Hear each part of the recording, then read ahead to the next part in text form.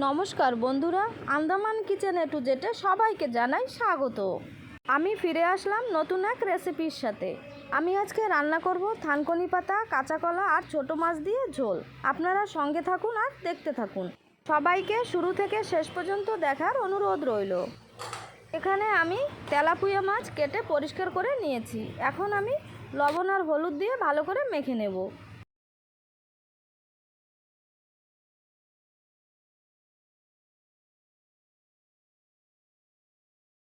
মাছ আমার মাখা হয়ে গেল, এখন আমি রেখে দেব।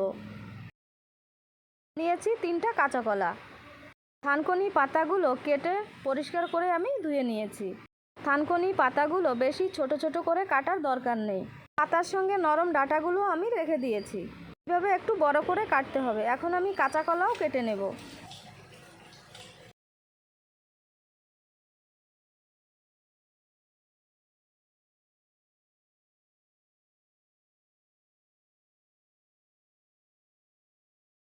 এরকম আমি 4 টুকরো করে কলাগুলো চিড়ে কেটে নেব।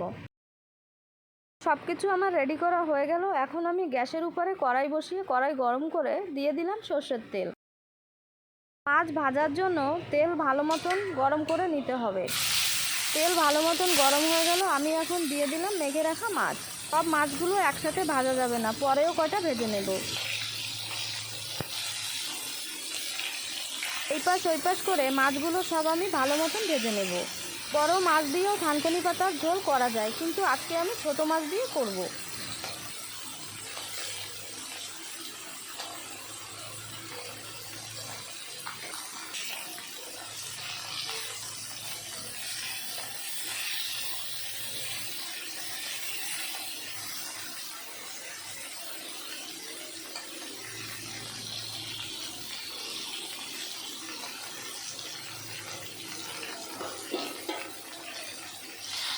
মাছ ভাজা আমার হয়ে গেল, মাছ ভাজাগুলো তুলে নেব। একইভাবে সব মাছগুলো আমি ভেজে নেব।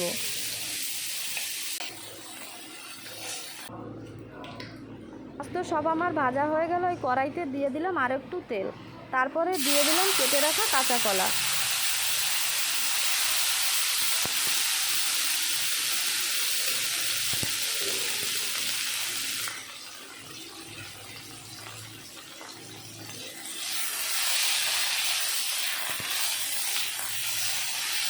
কলা একটু সময় আমি ভেজে নিয়েছি। দিয়ে দিলাম চেরা লঙ্কা। লঙ্কাগুলো আমার লাল হয়ে গেছে। দিয়ে দিলাম স্বাদ মতন লবণ আর একটু হলুদের গুঁড়ো, সামান্য একটু জিরা পাউডার।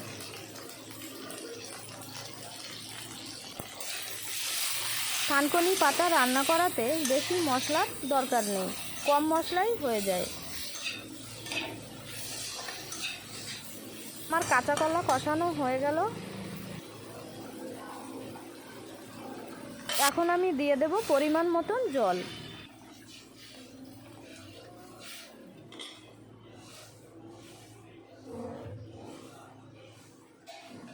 তরকারি ভালো মতন ফুটে ওঠার জন্য দিয়ে দিলাম ঢাকা। জল ফুটে ওঠার পরে ঢাকনাটা আমি তুলে নিয়েছি। এখন দিয়ে দিলাম ভেজে রাখা মাছগুলো। তারপরে ঝোলের সাথে মাছগুলো আমি ফুটিয়ে নেব। আপনারা যদি প্রতিদিন থানকুনি পাতা খেতে পারেন তাহলে অনেক ধরনের রোগ হবে না। তাদের সুগার আছে, তারা প্রতিদিন সকালবেলা খালি পেটে 4-5টা পাতা খেতে পারে। যাদের হজমের সমস্যা তারাও খেতে পারে।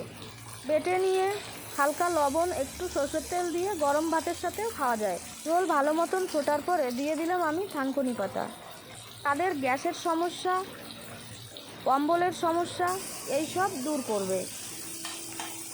থানকুনি পাতা দেওয়া হয়ে গেল, আমি এখন ঝোলের সাথে মিশিয়ে দিয়ে দেব ঢাকা।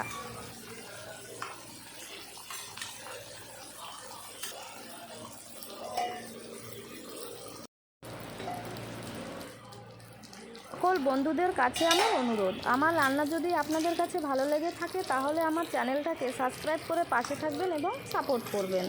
থানকুনি পাতা আর কলা ভালো মতন সিদ্ধ হয়ে গেছে। আমি এখন এই তরকারির ভিতরে দেব ফোড়ন। কড়াইতে দিয়ে দিলাম তেল।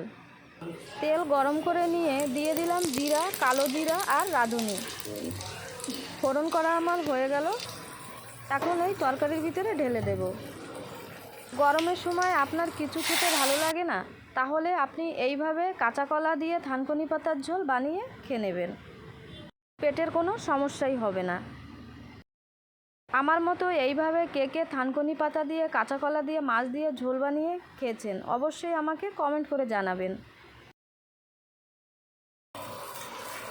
তেলাপুয়া মাছ দিয়ে থানকুনি পাতা আর কাঁচা কলা দিয়ে ঝোল আপনাদের যদি ভালো লেগে থাকে তাহলে লাইক, শেয়ার আর কমেন্ট করতে ভুলবেন না কিন্তু।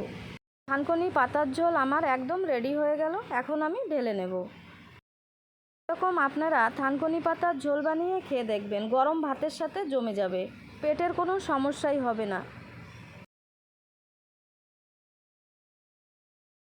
আপনারা ভালো থাকবেন, সুস্থ থাকবেন। ফিরে আসবো নতুন আর এক ভিডিওর সাথে।